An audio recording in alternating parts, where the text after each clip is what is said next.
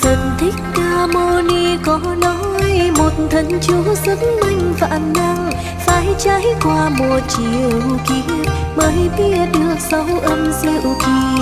Om Mani Padme Hum, Om Mani Padme Hum, Om Mani Padme Hum, Om Mani Padme Hum.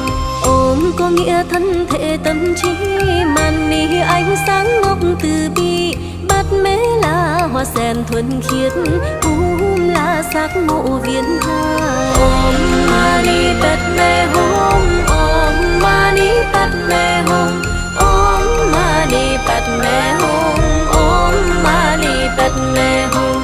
Người chuyên tâm niệm trì thần chú sẽ xua tan bóng đêm vô minh, tâm thức sẽ trở về nẻo tránh, tinh khiết như hoa sen giữa bùn. Om Mani